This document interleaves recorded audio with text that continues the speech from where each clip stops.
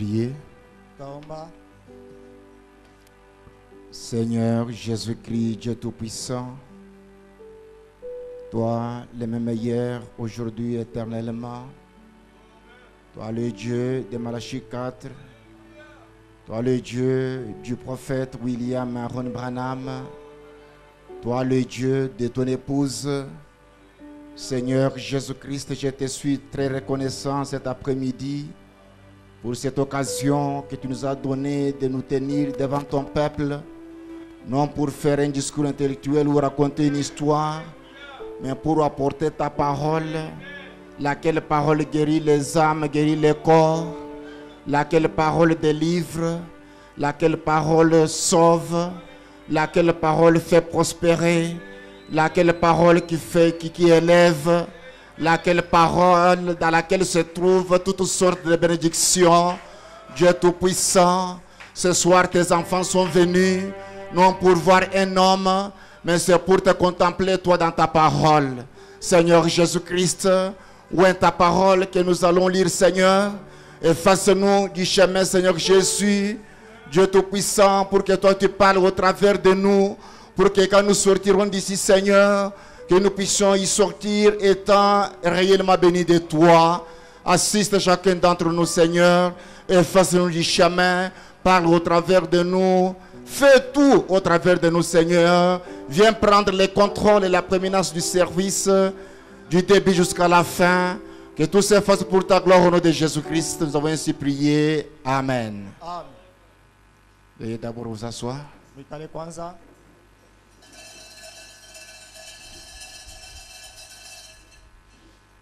Que le Seigneur vous bénisse.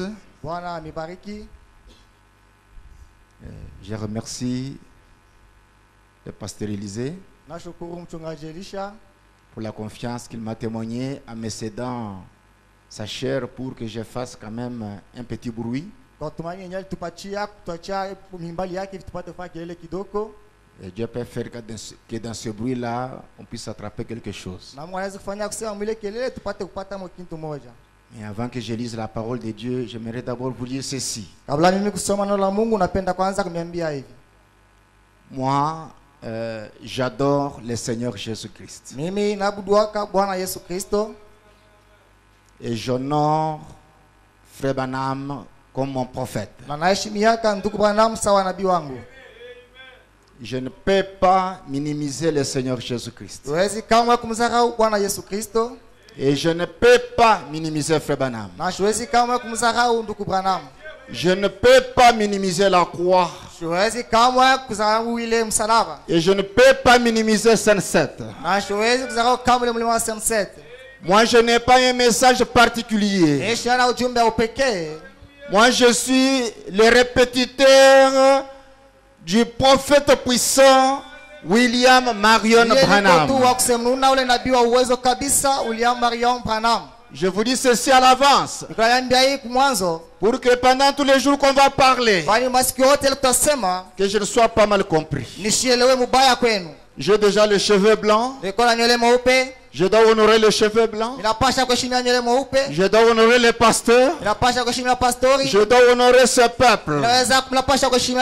Lumière du soir. Vous savez, depuis que je suis ici, je dis à votre pasteur que dans la lumière du soir tabernacle, je sens la présence de Dieu. Dans cette église, si quelqu'un est venu rétrograde, une fois arrivé ici, il sera relevé dans la foi. La présence de Dieu est dans cette église. Oh, que Dieu soit béni. Je sais le pourquoi. C'est parce que votre pasteur, c'est un bon ancien. C'est un homme qui présente très bien la parole. Que Dieu les bénisse. Et que Dieu vous bénisse tous. Est-ce que tu peux saluer celui qui est à côté de toi et dire que Dieu te bénisse?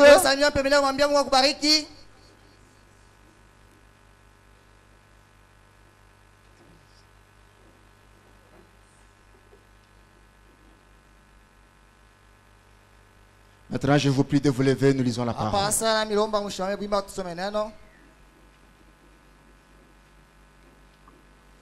Vous n'allez pas attendre que je prêche comme votre pasteur. Et vous n'allez pas attendre que je prêche comme le diacre Jérémie. Vous n'allez pas attendre que je prêche comme le diacre Flori. Je vais prêcher aussi selon la grâce que Dieu m'a donnée.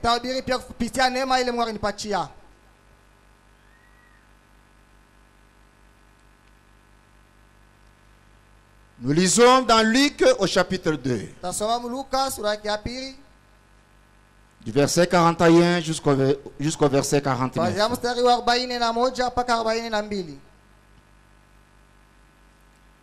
Les parents de Jésus allaient chaque année à Jérusalem à la fête des Pâques. Lorsqu'il fut âgé de 12 ans, ils y montèrent selon la coutume de la fête.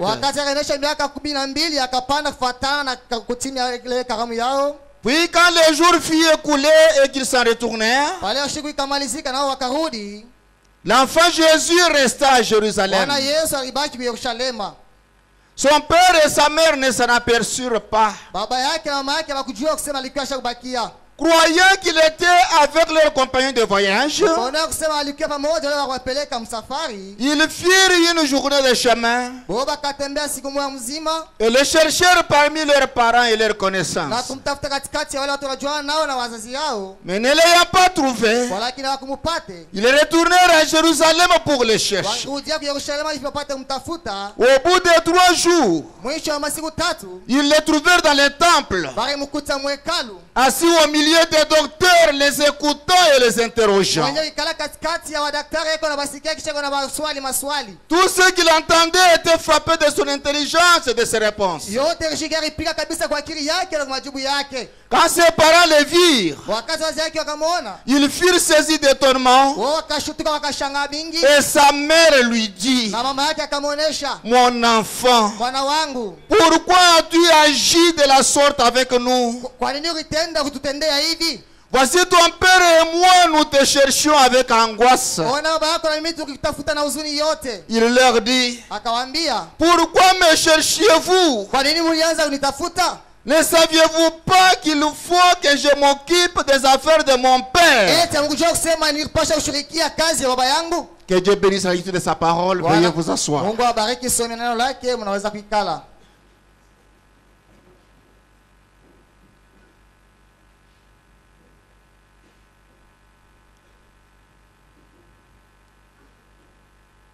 En lisant les Écritures ici,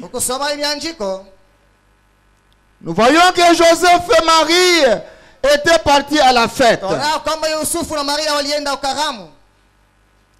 Ils étaient partis à la fête avec l'enfant Jésus. Après la fête, ils s'en retournaient. Sur le chemin du retour, ils se sont rendus compte qu'ils n'étaient pas avec l'enfant Jésus. Quand ils se sont rendus compte qu'ils n'avaient pas l'enfant Jésus, qu'est-ce qu'ils ont fait? Ils n'ont pas dit que bon, cet enfant il est toujours comme ça, bon, c'est fini. Nous on doit seulement continuer avec notre route. Ils n'ont pas fait ça. Pourquoi? Ils savaient l'importance de l'enfant. Ils se sont dit: il faut qu'on aille chercher l'enfant. Et l'enfant qu'on cherchait, ce n'était pas un enfant ordinaire. Il faut qu'on retourne chercher l'enfant. Mon frère, ma soeur, tout chrétien, quand il se rend compte qu'il n'est plus sur le chemin de la parole,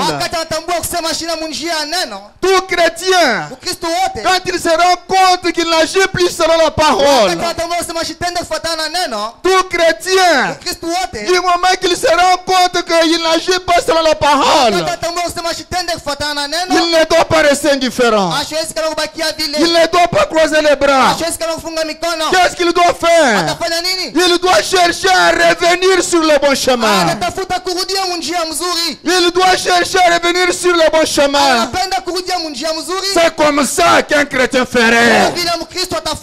Et si tu es chrétien, si tu te rends compte que tu n'es plus dans la parole de Dieu, tu vas chercher à revenir sur la parole. Tu vas tout faire pour revenir sur la parole. C'est ce que Joseph et Marie ont fait. Ils se sont rendus compte, ils ont remarqué que l'enfant Jésus n'était pas avec eux. Ils n'ont pas croisé les bras. Ils n'ont pas fait semblant.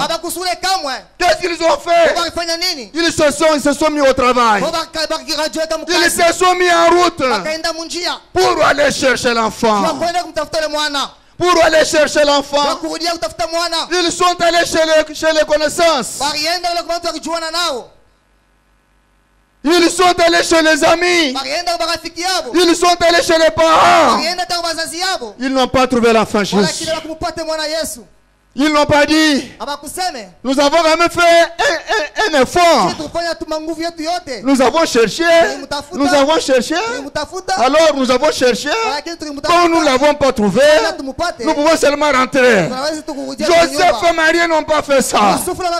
Ils ont cherché l'enfant jusqu'ils sont arrivés à l'endroit où se trouvait l'enfant. Là où tu as abandonné Jésus. Là où tu as abandonné Jésus. Là où tu as abandonné la parole. Tu dois travailler. Tu dois travailler jusqu'à ce que tu sois sûr que tu es revenu à la parole de Dieu. Ils sont allés. Ils ont dit, partout on ne l'a pas vu. Maintenant, retournons à Jérusalem. Quand ils sont retournés à Jérusalem, arrivés à Jérusalem, ils ont trouvé l'enfant Jésus au temple, en train d'épater les gens avec des réponses et des questions. Ils ont trouvé l'enfant Jésus au temple.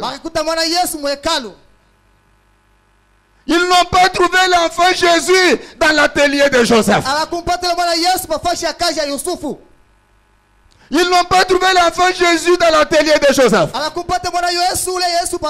Ils ont trouvé l'enfant Jésus au temple. Quand ils l'ont trouvé au temple, Marie dit, Jésus, qu'est-ce que tu nous as fait? Ton père et moi, nous t'avons beaucoup cherché. Avec angoisse, nous t'avons beaucoup cherché. En disant cela, Marie détruisait son propre témoignage. En disant cela, Marie voulait dire que Jésus était le fils de Joseph. En disant cela, Marie voulait faire croire aux gens que elle, Marie, elle était la mère de Jésus. Elle détruisait son propre témoignage. En disant cela, Marie voulait faire croire aux gens que Jésus est venu par le sexe.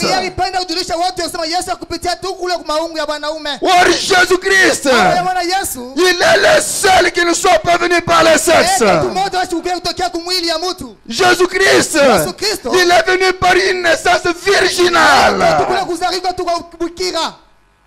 Les seuls qui sont venus pas vivre virginalement. Et frère m'a dit, comme il est venu au monde virginalement, c'est quoi ça? Ça c'est une naissance surnaturelle. Et c'est ce que Marie voulait détruire. Jésus dit à Marie, pourquoi me cherchez-vous? Est-ce qu'un enfant peut parler comme ça à ses parents? Pourquoi me cherchez-vous? Vous ne savez pas qu'il faut que je m'occupe des affaires de mon père. Alors là, il fallait avoir un prophète. Parce que les gens disent que Joseph est le père de Jésus et Marie est la mère de Jésus. Maintenant, Jésus dit, vous ne savez pas qu'il faut que je m'occupe des affaires de mon père. Si Joseph était son père et que Jésus voulait s'occuper des affaires de son père, Jésus devrait se trouver dans l'atelier de Joseph. Par le fait que Jésus n'était pas dans l'atelier de Joseph, Joseph n'est pas le père de Jésus. Vous me cherchez pourquoi? Vous ne savez pas que je dois m'occuper des affaires de mon père.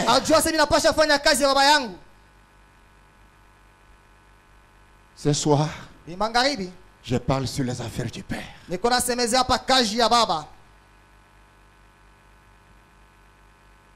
Je parle sur les affaires du père.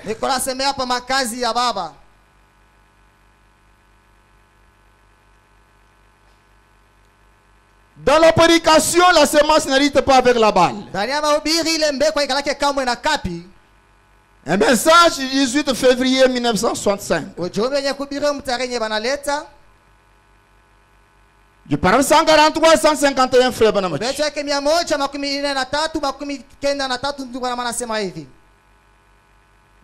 Je lis l'essentiel.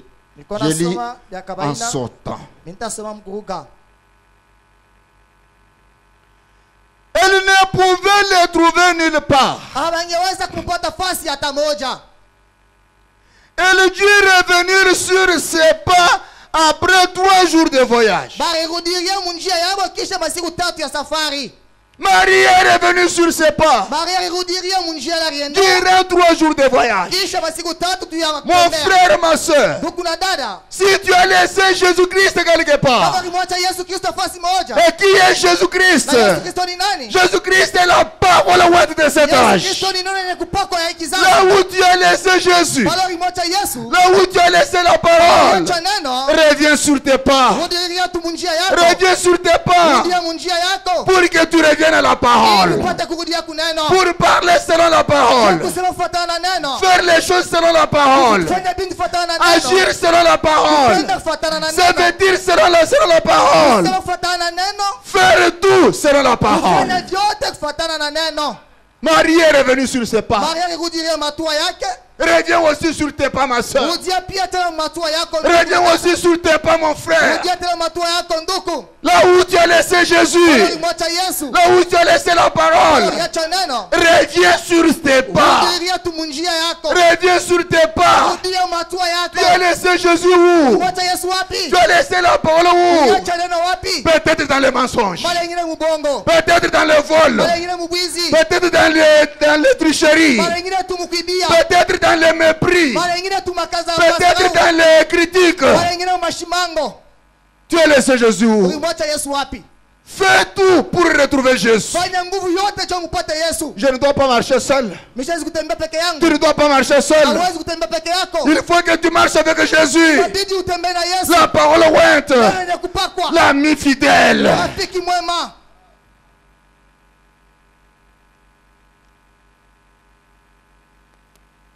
Et elle dut revenir sur ses pas après 3 jours de voyage.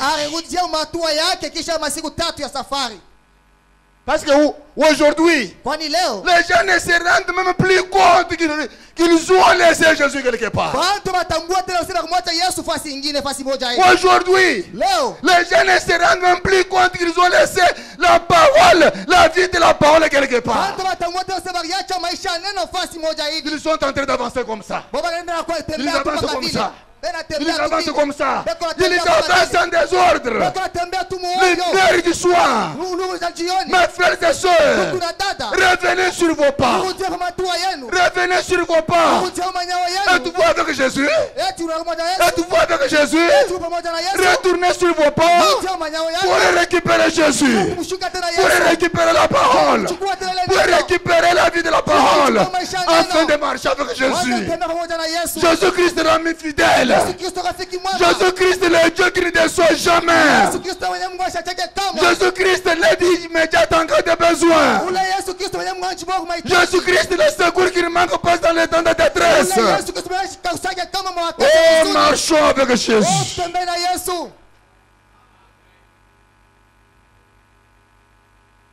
Nous ne devons pas seulement passer comme ça. Du matin au soir. On avance comme ça. Sans contrôle. On ne se rend même pas compte qu'on a déjà laissé Jésus quelque part.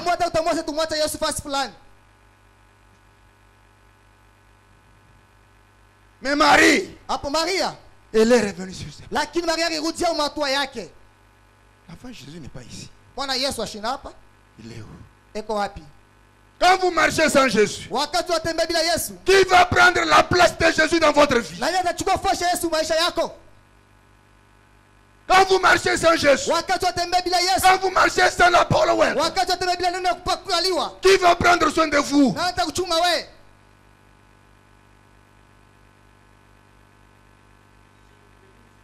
Amen. Elle le laissa à la fête de Pentecôte. Elle a cherché partout. Ils n'ont pas vu l'enfant Jésus.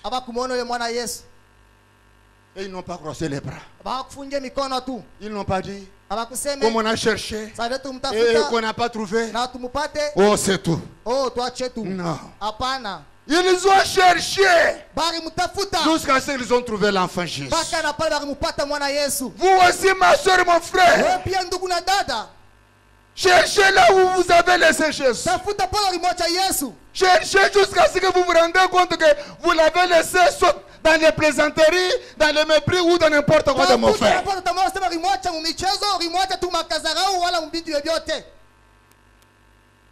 Parce que la Bible dit, il ne doit pas y avoir de plaisanteries parmi les chrétiens.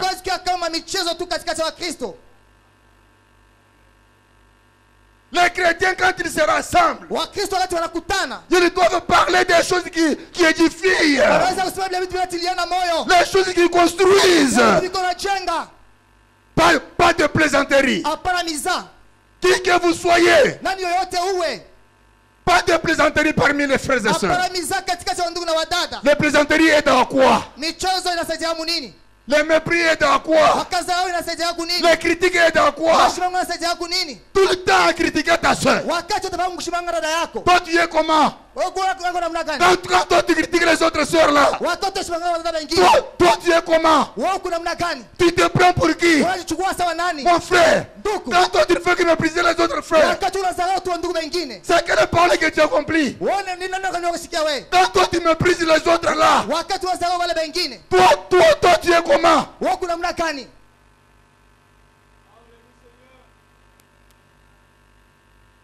Est-ce que toi tu as des têtes?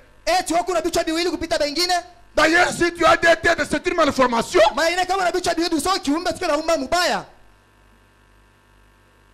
Ou bien tu as 6 doigts ou 7 doigts. Ou 12 doigts. C'est une malformation.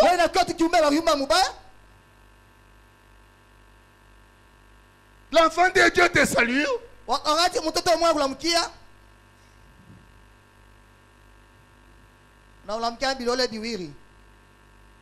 Tu veux montrer quoi? C'est toi qui as une main spéciale. Qui que tu sois, que tu sois la femme de qui, ta main à toi, elle est toujours la même que les autres mains.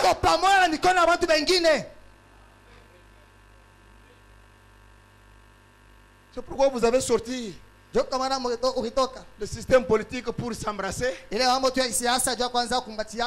a des gens qui souffrent de tête.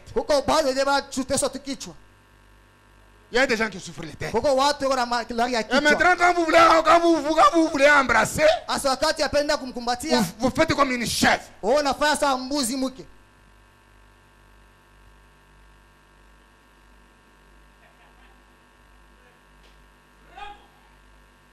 Tout ça pourquoi? Il pense que lui est mieux habillé que l'autre. Maintenant, si on va faire ça avec 5 personnes, quelqu'un va rentrer malade de maux de tête.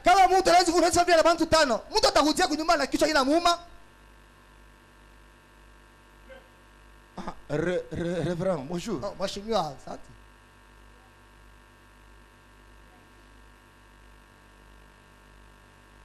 On ne s'embrasse pas comme ça. Abakumbatianake kama vile. Frère Branham dit, Ndio maana anasema vous devez vous embrasser unapaswa de kumbatiana telle manière que namna kusema il n'y a même pas de place pour la lame de rasoir. usiku hata fasi moja je bwana mnaweza kuinjililia. On s'embrasse comment? Bakumbatiana namna gani?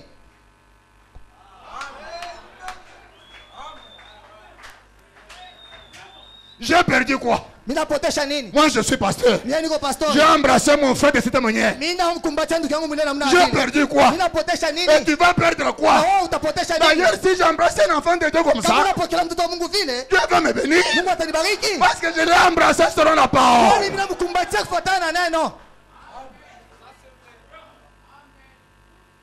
Laissez vos histoires de vous donner les coups de tête. Mwache na vitu vya kupikana tubichwa. Et après, vous irez voir le docteur Jérémie. Kisha utaenda kwa daktari Jeremia. Docteur, Oh daktari, la tête ici me fait mal. kichwa kina nyuma sana. Jérémie va dire, Yeremia atasema depuis combien de temps? tangu mashiku ngapi? Bon, depuis dimanche passé. Oh tangu yanga ijapita. Parce que le dimanche passé là, Kwani yanga on ilipita? lui a donné des coups de tête par 10 personnes. Bakamupika bichwa na watu 10. Est-ce qu'on peut applaudir pour Jésus? Yesu anaweza kushangilia kwa ajili ya Yesu. Saluez-vous l'un l'autre. Bora mkiona moja na mwingine.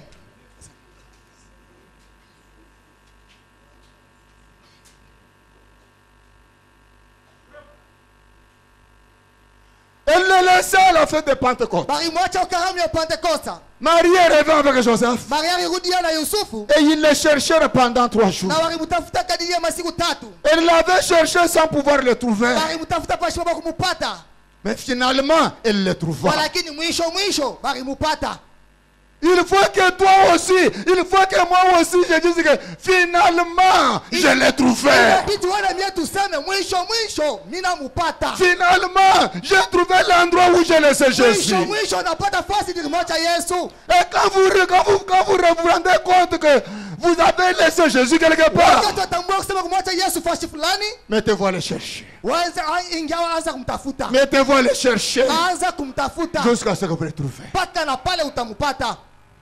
Les gens pensent que Watu wanaweza kusema le péché, zambi c'est seulement aller boire, ni kwenda tu kunywa pombe, aller commettre adultère. kwenda kufanya usharati. Mais Lakini l'ingratitude que vous avez dans votre vie là, kukosa shukrani kwenye ukoroko maisha ça ce n'est yako. pas un caractère chrétien. Ila ina tabia ya Ukristo. Ça c'est un caractère de Ila Laodicéen. ni tabia tu ya Kilaodikia. Tu manges comme si tu ravis, Unakuliaga sasa tunanyang'anyako sans dire merci, bila kusema hata asante. sans bénir. Bila hata kubariki mtu. Tu ne reconnais pas les bienfaits, Au tambua mema mzuri les wanakufanyia. bienfaits de ton frère, les bienfaits de Mema ta ya soeur. ndugu yako, mema ya dada yako. Ingrat.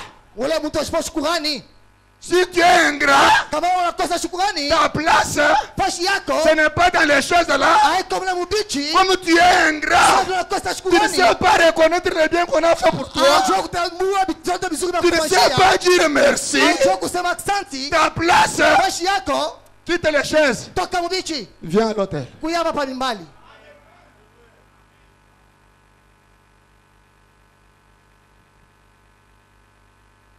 Vous attendez seulement pour condamner. Wako tupate tuja kwa hukumu tu kwa Mungu. Quand votre pasteur fait bien là, là vous ne parlez pas. Wakati pastor wako afanye vizuri pale, usipala useme.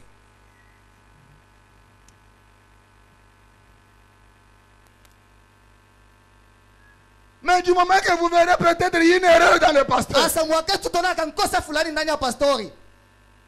Vraiment, Lakini tu dans cette église, vraiment. ndani ya kanisa hii Pasteur, pastori je lui demande 10 000 francs, il me dit qu'il n'a pas. ninamlomba tu 10,000 ananiambia sasa shina nayo.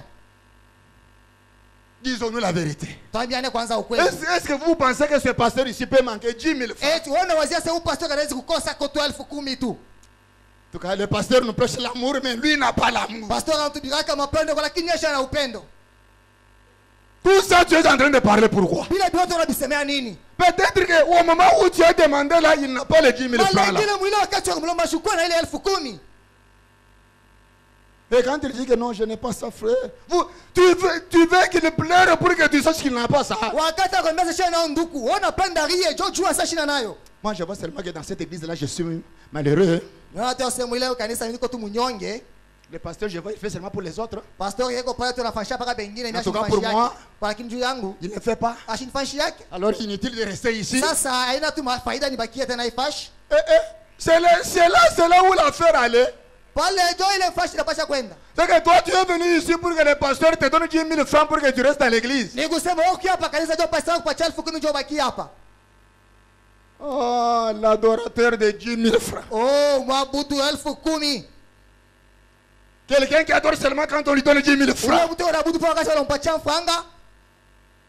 Quand toi tu demandes seulement 10 000 francs au pasteur là, toi tu lui as déjà donné combien? Wakati unamlomba pastor fedha, wewe umpatia kwa ngapi? Toi tu as déjà donné combien aux enfants de Dieu? Wewe umpatia kwa watoto wa Mungu ngapi?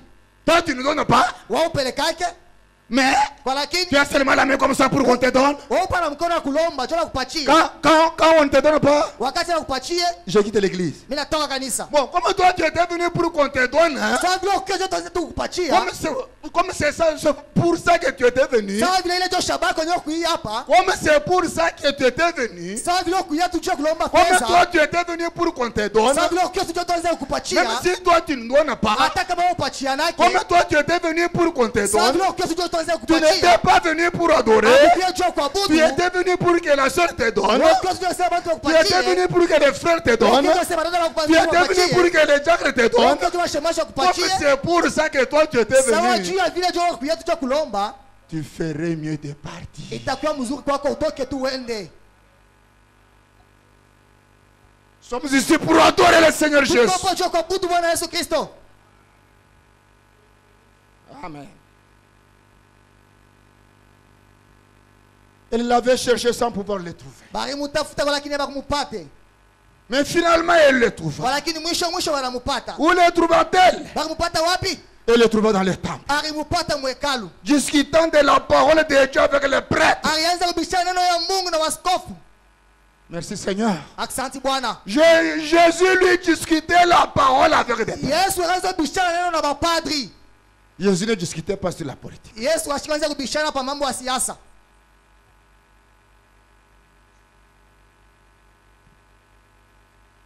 Frère Bramach. Ndugu Bwana anasema. Discutant de la parole de Dieu avec les prêtres. Wakaanza bishana neno la Mungu na wapadri. Frère Bramach dit. Ndugu Bwana anasema. Elle fit exactement la chose qu'elle n'aurait pas dû faire. Alifanya kitu kinachopaswa kufanya. Vous l'appelez Dieu, vous l'appelez la mère de Dieu. Unakumbuka mama yake ya Mungu? Mais une mère devrait avoir plus de sagesse que son fils. Lakini mama hupasha kuwa na hekima kupita mwana wake. Et elle dit, na anasema ton père et moi t'avons recherché nuit et jour avec larmes. Baba yako na mimi tulikutafuta sana usiku na mchana na machozi kumaki. Frère Branham dit, ndugu anasema prétendant que la naissance n'était pas surnaturelle. Mkuwazia kusema Yesu asikuzalike tu mya kimbingu. Que Joseph était le père de Jésus. Ya kusema Yusufu alikuwa baba yake ya Yesu. Elle reniait la naissance surnaturelle. Alianza kubisha kuzalika kwa kimungu kwa Yesu. Elle reniait cette naissance surnaturelle comment? Alianza kubisha kuzalika kwa kimungu namna gani? En disant Jésus que ton père et moi t'avons beaucoup cherché. Mkusema baba yako na mimi tukutafuta sana. Si papa fait quelque chose pour toi enfant, kama baba anafanyisha kitu wewe mwana, dis merci. Sema asante. Quand maman te donne quelque chose, wakati mama anakupatia kitu, dis merci. mwambie nakushukuru mama. Quand ton frère ou ta soeur fait quelque chose pour toi de bon, dis merci. Wakati ndugu na dada wanakufanyisha kitu kizuri, mwambie asante. Quand ton mari fait quelque chose de bien pour toi, dis merci. Wakati mwanako anakufanyisha kizuri, mwambie asante. Ou bien vous prenez seulement comme ça. Ahora bebaka tu paka vile. Comme si c'était l'argent de votre petit frère. Sasa kwa makuta tu ya mloko yako ndio kupatia. Le patron. Yule mwenye boss. Le patron, l'homme. Boss bwana il vous donne l'argent anakupatia pesa pour acheter les vivres. Ndio kuuza bintu ya kuria kunyumba. Tu ne dis pas merci. Au piga tax asante. Tu dis que unaanza kusema nous mangeons tous avec lui. Sasa tunakula pamoja naye shibote. Ingrat. Mtu asipo shukrani. Répands-toi. Tubu. L'homme sort le matin. Bwana anatoka asubuhi. Il monte. Anapanda. Il descend. Anashuka. Il monte. Anapanda. Il descend. Anashuka. Ce qu'il attrape là, Ile makuta anapata kidogo. il vient te donner. Anakia kukupatia Toi, hayo. tu dis, Wewe unabeba. donne à l'enfant là. Unaambia sema unamwambia sema pacha ule mtoto. Tu joues, hein. Unacheza. Est-ce que quand ton mari te donne, il ne voit pas l'enfant? Wakati bwana wako kupatia shonaki ashikone ule mtoto. On dépose sur la table là. Weka tu pale pa meza mimi nataka kuibeba. Et toi aussi, on te dit de déposer sur la table, tu vas déposer sur la Wewe table. bwana kwa pa meza unaenda kuweka makuta pa meza. On te dit de déposer sur la table, toi tu vas déposer sur la table. Anakuambia weka pa meza unaenda kuweka pa meza. Un véritable homme, Ule mwanaume wa il kweli dirait, atasema comme toi tu m'indiques la table que moi je n'ai pas vue, sasa vile unaniambia meza ile mishone tu es rassasié. ushakujiba. Je mets en poche, je pars. Mimi naweka mfuko wangu mimi naenda. Eh, comme on a dit qu'il faut toujours remercier. Sasa vile wanasema napasha tupa kushukuru. Avec le bout des doigts, Ukola ibeba kunchongwa bilole. Bila yoweka mfuko na kufukusha toka wende kule. avec les deux mains tu prendras chez qui? Na mikono mbili utabeba kwa nani? Ou bien tu dis, Au utasema unasema oh, pour que cela fasse quoi? oh Dieu ifanye nini? Pour que cela fasse ce que ça peut faire là. Ndio ile ifanye kile inaweza kufanya. C'est pourquoi Ndio kwa maana votre mari revient du travail, bwana wako tu anatoka leo kazi, fatigué, mwenye kuchoka, peut-être il a un sac, mara nyingine tu na kasakoshi, ou il a un sachet, wala yuko na sachet fulani, il vient, anakuya, tu le regardes seulement comme ça. unamwangalia tu paka hivi. Et toi aussi, Wewe pia, on te regarde seulement comme ça. baya kuangalia tu paka vile, Toi tu dis, unasema Sharon, viens prendre oh, Sharon, kuya beba hii binti mimi naleta. et donne-moi la chaise là. Unipatia ile kitchen. L'homme fatigué, Bwana mwenye kuchoka, il est fatigué. asha kuchoka. Il a beaucoup travaillé. Akitumika sana. Fatigué, Mwenye kuchoka, les sachets sur lui, ile sachet iko nayo, les sacs sur lui, sakoshi iko paka nayo. pas de choses sur quoi se mettre. Wewe la fashana kichwa kikaria hapo. Toi tu es là. Huku tu pale kimya. Quand on ne te donne pas la chaise, Wakati wa kupatia kichi, quand on ne vient pas prendre les sachets là, kama bakuya kubeba ile sachet ileta, même si elle fait quoi, hata kama anafanya nini, même si tu l'as toujours appelé Madeleine, hata kama unamuitaka tu Madeleine, ce jour-là, ile siku ne l'appelle pas Madeleine. usimwite Madeleine, Appelle-la. umwite Allez, Ndaya. Ndaya. Allez, viens prendre. Ale kwa beba. Pour qu'elle sache qu'il y a un problème. Jua kusema kuko mambo. Acclamons pour Jésus. Upige Yesu mikono.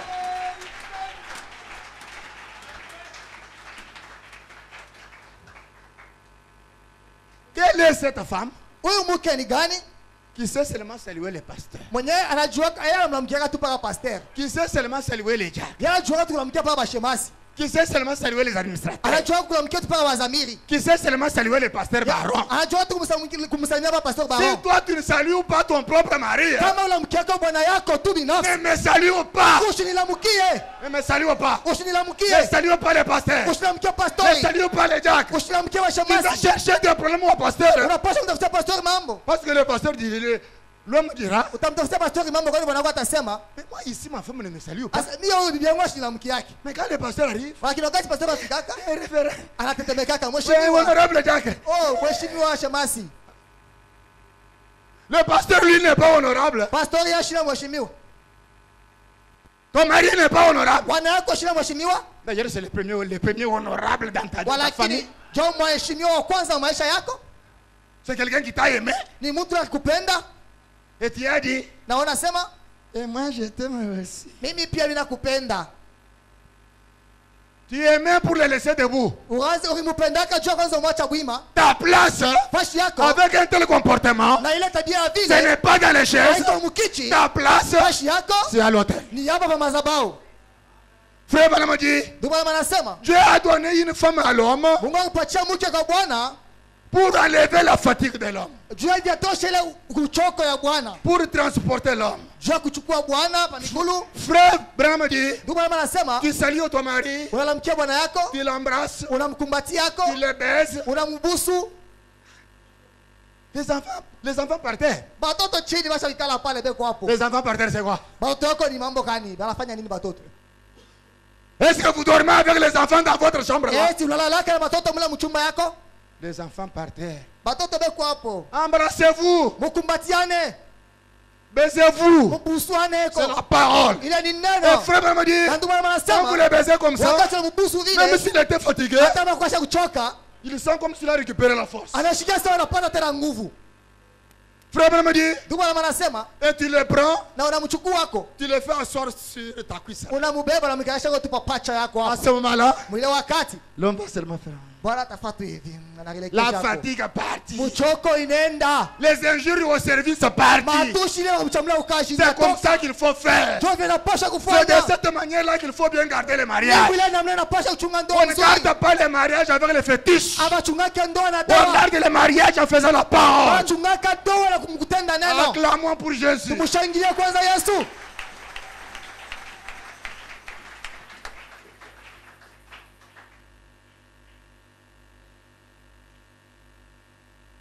Ta femme est malade. Mke wako yuko mgonjwa. Tu ne peux pas savoir si elle a bien dormi ou pas. Wewe hastapenda hata kujua si alilala mzuri au hapana. Tu te réveilles. Unalamuka. Nenda mkaja umuliza hata habari gani. Mais quand tu vois une soeur qui n'est pas ta femme, Asa wakati watu dada wala shida bibi ça yako. c'est un mauvais esprit. Ile ni roho mpepo mchafu. Ta femme à toi, tu ne la consoles pas. Mke wako wewe mfariji yake. Mais une soeur qui n'est pas ta femme, Lakini dada mnyashi na bibi yako. sérieux. C'est comme j'ai appris que tu étais malade. Comment maintenant? Ikusanyika shikia sio kia mgonjwa hapa sasa ukuje. Ah. Tu viens consoler seulement la femme d'autrui, la fille d'autrui, ta propre femme qui est à côté de toi. Tu ne sais pas la consoler. Fariji tu paka mwana wa benyewe. Bibi yako mwenye pembeni yako ujue kumfariji. Botika makamandenga. Acha ile mambo ya vile ile.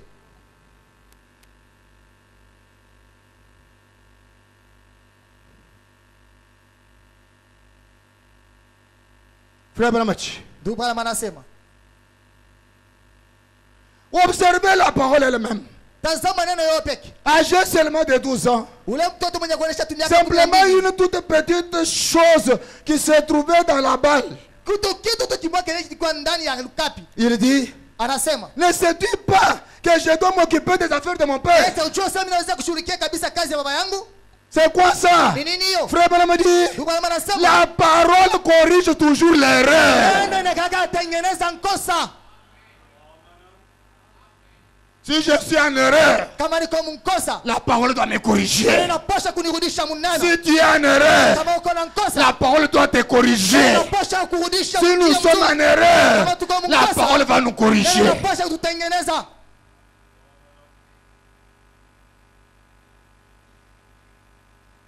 Car ne savez-vous pas que je dois m'occuper des affaires de mon père? Yaani amjua sasa mimi napaswa kufanya kazi ya baba yangu? Frère Branham dit, Ndio bwana anasema, certainement, hakika le vrai charme surnaturel. ile shama ya kweli tu ya kimungu. Elle prétendait simplement qu'il était le fils de Jacob Wewe anza et kuwazia de Joseph. baranzo wazia sema kwa tu mwana yake Yusufu. Frère Branham dit, Ndio bwana anasema, la parole même jeune parla pour elle-même. neno yeye mwenyewe iko pale tujua kusema kwa yake peke yake. Et tu ne sais pas que je dois m'occuper des affaires de mon père. Eti ujue sasa ninaweza kufanya mimi kwa pamoja kufanya kazi ya baba yangu. Jésus-Christ, Yesu Kristo dans le temple, ndani ya hekalu il faisait quoi? anaanza kufanya nini? Il s'occupait des affaires de son père. Anaanza kushughulikia kabisa kazi ya baba yake. Frère Branham. Ndugu Branham, Mais quelles sont les affaires du Père dont Jésus s'occupait? asa makazi ya baba ni gani yenyewe Yesu anaanza kushughulikia kabisa? Toujours dans la même prédication. Mpaka mwile mahubiri moja moja. Au Psalme 152. Kubeti yake 152. Frère Branham, Ndugu Branham anasema, voilà le secret du message maintenant. ona siri ya ujumbe hapa sasa. Exactement. Kweli kweli Les affaires du Père. makazi ya baba. Frère Branham dit, Ndugu Branham anasema, qu'est-ce que les affaires du Père? makazi ya baba ni nini? Pourriez-vous penser à ce qu'étaient les affaires du Père pour lui? Tunaweza kuwaza kwa ile kwa makazi ya baba juu ya Yesu. C'était accomplir Ésaïe 7:14. Ilikuwa kutimiza Yesaya 7:14. Une vierge concevra. Bikira atachukua mimba. Les affaires du Père, makazi ya baba c'est d'accomplir Deutéronome 18:15. ilikuwa kutimiza Deutéronome 18:15. Dieu suscitera du milieu de toi un prophète comme moi et vous l'écouterez. Talamusha katikati yenu nabii sawa mimi na mwenu mtamsikia.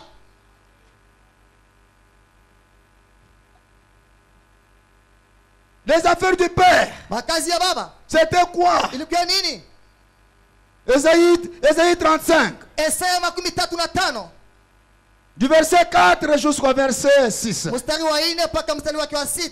Dites à ceux qui ont le cœur troublé, Ambia wenye wanakuwa na mioyo yenye kuvuruka, prenez courage. mchukue hodari, Ne craignez point. usiogope. Voici votre Dieu. Ona Mungu wenu La vengeance viendra. ile kurudishia La kutakurudia. rétribution de Dieu. Ule makari ya Mungu Il viendra lui-même et vous sauvera. atarudia peke yake na ataniokoa. Alors s'ouvriront les yeux des aveugles, Sasa macho ya vipofu itafunguka, s'ouvriront les oreilles des sourds. ile masikio ya Alors le itafunguka. boiteux sautera comme un cerf, Sasa viwote vitaruka et la sawa langue du muet éclatera de na joie. lurimi ya bubu itasema na furaha yote, Car des eaux jailliront dans le désert kwani maji tatoka mchangwa et des ruisseaux dans la solitude. na ile mamito ndani ya ukavu.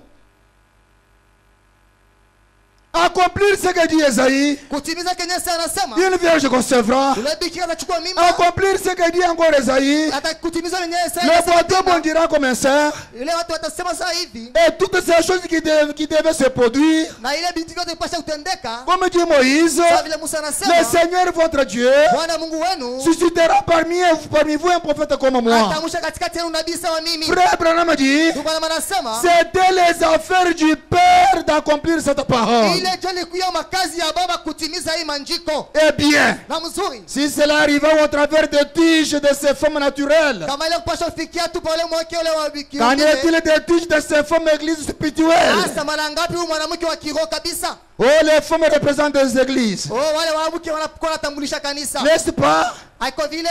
Alors, qu'est-ce maintenant? Asapo ni nini?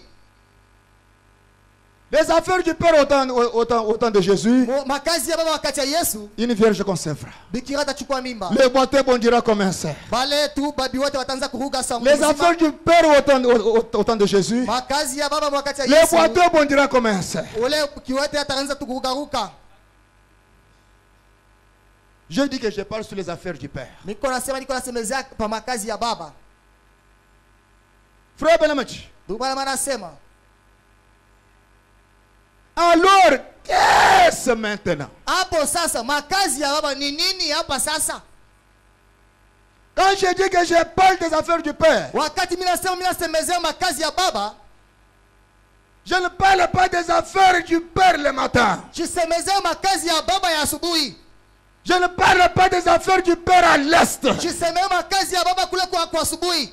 Mais, Walakini j'aimerais parler des affaires du Père au temps du soir. napenda kusemea makazi ya baba wakati ya magharibi. La Bible dit, Biblia inasema il y aura un jour kutakuwa siku moja qui ne sera ni jour ni nuit. yenye itakuwa ni wala usiku wala Mais mchana, vers le soir de ce jour-là, lakini magharibi tu ile siku la lumière nuru paraîtra. itaonekanika. Frère Branham dit, Ndugu Branham anasema ce jour-là, ile siku ce n'était pas un jour de 24 heures, haikuwa siku tu ya masaa mais ce jour qui ne sera ni jour ni nuit. lakini ile siku haitakuwa wala usiku wala Frère mchana. Branham dit, Ndugu Branham anasema c'est une période. wakati ni wakati. Alléluia. Amen. Il y aura un jour Kutakuwa siku qui ne moja sera ni jour ni nuit, haitakuwa usiku wala mais mchana, vers le soir, lakini kwa magharibi la lumière nuru paraîtra. itaonekanika. La lumière paraîtra au temps du soir. Nuru itaonekanika wakati ya magharibi.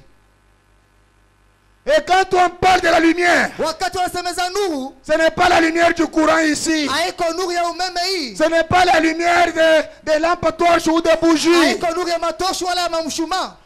Dans la fête des trompettes, Ule mkaramu tu ya paragraphe 115, ubeti 115. Frère Benamadi, Ndugu Branham anasema la lumière, nuru c'est quand la parole de l'ange est faite chair. wakati neno ya wakizazi inajifanya mwili. Alléluia. Amen. Quand la parole de l'ange Wakati neno ya kizazi est devenue un homme, inakuwa mtu na vala quand mwili. la parole de l'ange Wakati neno ya wakati est sortie de la Bible, inatoka Biblia. c'est quoi ça? C'est ça la lumière. Jo ile nuru. La lumière c'est quoi? Nuru ni nini? C'est la justification de la parole parlée. Inakuwa tukutenda kwa neno yenye kusemewa. C'est ça la lumière. jo nuru ile. Vers le soir, Magharibi la lumière apparaîtra. nuru itatokelea, itaonekanika.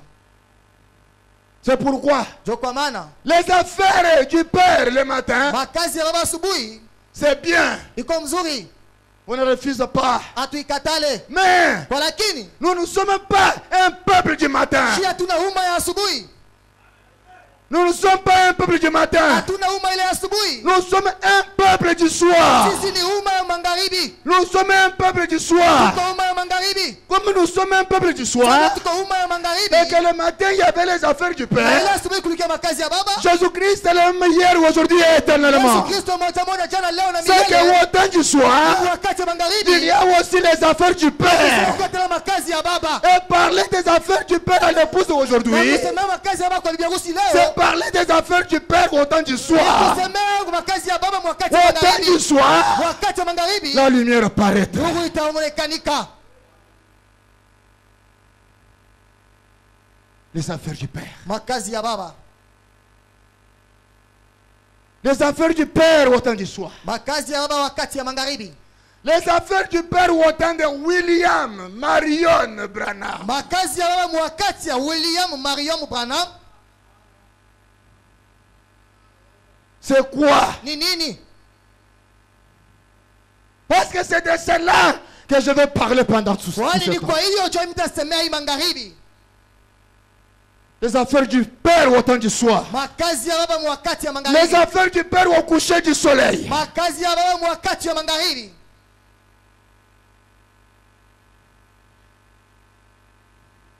Frère Branhamachi. Ndugu bwana manasema Toujours au Proverbe 152 dans la semence n'arrête pas vers là-bas. bakamwele mahubiri yenye mbeko ikage pamoja na kapi. Frère Branhamachi. Ndugu bwana manasema Alors qu'est-ce maintenant? hapo sasa ni nini? Nous devons nous occuper des affaires du Père. Tunapaswa kushughulikia makazi ya baba. Jésus s'était occupé des affaires du Père. Yesu alishughulikia kabisa makazi ya Maintenant, baba. frère Branham dit, Hasa hapa ndugu bwana manasema nous aussi, sisi nous pia devons nous occuper des affaires du tunapaswa Père. kushughulikia makazi ya baba. Mais quelles sont ces affaires du Père là? Hasa ile makazi ya baba ni gani? Nous devons nous occuper des affaires du Père. Tunapaswa kushughulikia makazi ya baba. Oui, monsieur. Ndiyo bwana. Qu'est-ce que cela doit faire? Ile itapaswa kufanya nini? Frère Branham dit, Ndugu bwana manasema oh, confirmez Malachie 4. kuhakikisha kabisa Malakia 4. Confirmez Luc 17:30. Kuhakikisha Luka 17:10. Oh, merci Seigneur Jésus. Asante Bwana. Luc 17:30. Luc 17:30. Qui parle du Fils de Yenye l'homme. unasemea mwana wa mtu. C'est quoi? Ni nini? Ce sont les affaires du Ni Père. makazi ya baba.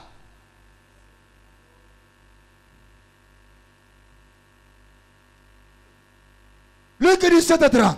Luka 17:13. Confirmez Hébreux 13:8. Kuhakikisha Ibrania 13. Confirmez Jean 14:12. Kuhakikisha ile Yohana 14:12. Confirmez la totalité de sa parole. Kuhakikisha utele wa neno wote mzima. Confirmez Apocalypse chapitre 10. Kuhakikisha Ufunuo sura ya 10. L'ouverture de cette source. Ufunguo ile wa miru 7. Pas l'ouverture de 6 sources, Hapana ufunuo wa miru 6. mais l'ouverture de 7 Lakini sources. ufunuo wa miru 7. Quoi ça? Nini, nini? Nous vivons dans l'âge où les 7 sources sont ouvertes. Aishi mkizazi la miru 7 ishafunguliwa. Parce que Kwani si tous les 7 sources n'étaient pas ouverts, miru yote sasa kufunguliwe. Dieu a déjà retiré William Sasa Branham. kumchukua William Marion Branham. Qui devrait révéler les 7 sources? Unapaswa kufunulia ile miru 7. Oh mes frères, Ndugu. frère Branham Ndugu Branham. ne pouvait pas partir Tunaweza kwenda et laisser autre chose en na kuacha suspens. vitu vingine tu mpapo hivi. Parce que l'ange puissant est descendu. Kwani malaika uwezo alishuka. Quand l'ange puissant est descendu Wakati malaika uwezo alishuka. avec un petit livre Na ouvert, ile kitabu kidogo kia frère wazi. Branham dit, Ndugu Branham anasema le 7e ange était sur la terre au moment de cette venue-là. malaika wa 7 alikuwa chini pa budongo wakati malaika anaanza kushuka. C'est pourquoi William Branham, il a dû manger les livres. Les livres qui étaient fermés dans Apocalypse 5, dans Apocalypse 10, le petit livre était déjà ouvert. C'est quoi? Les affaires du Père au temps du soir.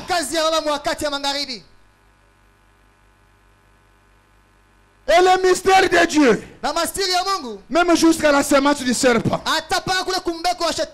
et que tout serait manifesté. Mariage et divorce. Et tous ces autres mystères qui avaient été cachés sous les piliers pendant toutes ces années aux théologiens. Et ainsi de suite. Mais maintenant, c'est l'heure. Maintenant c'est l'heure. Frère Branham a dit, voilà les affaires du Père. Maintenant c'est l'heure de quoi? C'est l'heure de Malachie 4. C'est l'heure de Luc 17:30. C'est l'heure de Hébreux 13:8. C'est l'heure de Jean 14:12. C'est l'heure d'Apocalypse 10, 1 à 7. C'est l'heure de la semence du serpent. C'est l'heure du mariage et du divorce. Maintenant, c'est l'heure des affaires du Père au temps du soir. Oh mes frères, je ne vous parle pas des affaires du Père le matin, mais je vous parle des affaires du Père au temps du soir. Oh, c'est pourquoi par la grâce de Dieu, comme je dois parler des affaires du Père au temps du soir, je prendrai d'abord deux promesses. Les deux promesses qui marchent comme des amis. Je vais prendre Jean 14:12 avec Luc 17:30, déposer ça devant vous. C'est quoi ça? Ce sont les affaires du Père au temps du soir. Que le Seigneur vous bénisse.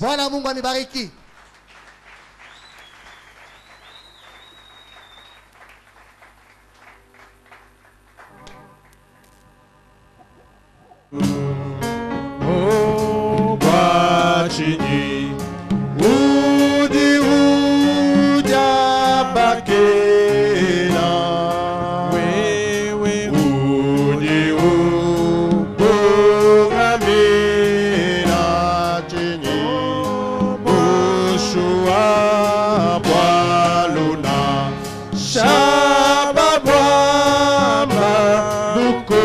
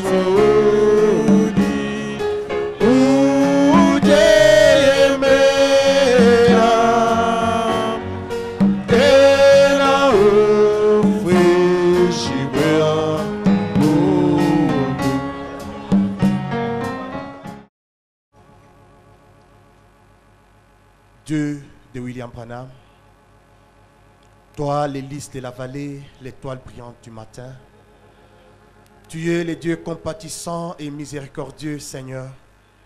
Père éternel, nous te disons merci parce que tu nous as parlé cet après-midi au travers de ton serviteur, Père éternel. Jésus-Christ, nous rappelant de nous occuper, Père éternel, des affaires du Père.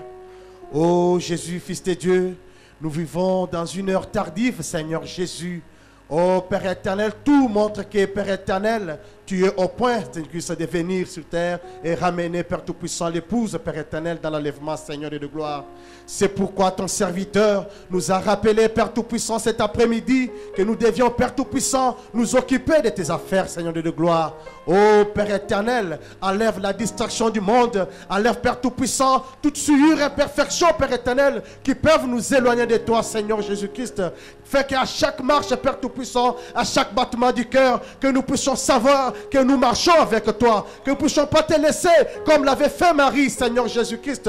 Oh Père éternel, si nous étions rétrogrades, Père Tout-Puissant, que nous puissions retourner là où nous t'avons laissé, Seigneur Jésus-Christ. Oh Père éternel, ramène-nous sur le droit chemin, afin que, Père Tout-Puissant, la pureté et la sainteté, Seigneur Christ, soient avec nous, Seigneur de gloire, que nous puissions écarter de la scène et que toi, Père éternel, puisses vivre au travers de nous, car ce monde soupire et attend la manifestation des fils de Dieu, qui puissent te voir, Père éternel, Jésus dans des pantalons, Jésus dans des pagnes. Oh Père Tout-Puissant, nous occupons des affaires du Père, Seigneur de gloire. Oh Jésus-Christ, combien nous aimerions rester, Père éternel, et écouter encore et encore, Père Tout-Puissant, mais le temps nous fait défaut, Père Tout-Puissant. C'est pourquoi nous te disons merci, que l'honneur, la gloire, la magnificence, les cris de joie te soient rendus au siècle des siècles. Toi le Dieu éternel, toi le Dieu des apôtres et des prophètes, tu es le Dieu de William Branham. Jésus, Fils de Dieu, toi le grand médecin, voici que nous avons une requête en ces lieux, Père Tout-Puissant. Ton Fils est venu, Père éternel, commandant, Père Tout-Puissant, sa sœur entre tes saintes mains, pour que nous puissions, Père éternel, dire un mot, Père Tout-Puissant. Toi qui ne souffres pas de distance, Seigneur Jésus. Je me rappelle quand Joseph était malade et que William Branham et sa femme étaient quelque part, Seigneur Jésus-Christ. Il avait envoyé l'ange du Seigneur ramener Joseph là où ils étaient. Et William Branham avait prié et l'enfant était guéri instantanément, Seigneur Jésus. Tu es le même ange du Seigneur, Père Tout-Puissant, que nous envoyons, Père Tout-Puissant, toucher la soeur de notre frère pour que, Père Tout-Puissant, la guérison parfaite soit installée dans son corps, Père Tout-Puissant, pour que la joie de notre frère soit manifeste et que l'honneur te soit rendu au siècle des siècles. Nous croyons que tu l'as fait par Tout-Puissant, quand tu as dit, c'est que vous demanderez en prière au nom de Jésus-Christ, cela vous sera accordé. Seigneur Jésus, maintenant, Père Tout-Puissant, que nous allons passer au service des récoltes des dîmes et offrandes, soit avec nous. Bénis tout celui, Père Tout-Puissant, qui fera un geste, Père éternel, même celui-là qui avait, Père Tout-Puissant, le désir de le faire, mais dont le moyen fait défaut. Père Tout-Puissant, accorde ses moyens pour qu'à la prochaine, il puisse aussi, Père éternel, t'offrir quelque chose. C'est dans le nom précieux élevé de Jésus-Christ, Père éternel, que nous t'avons ainsi prié et demandé avec foi. Au nom de Jésus, Amen.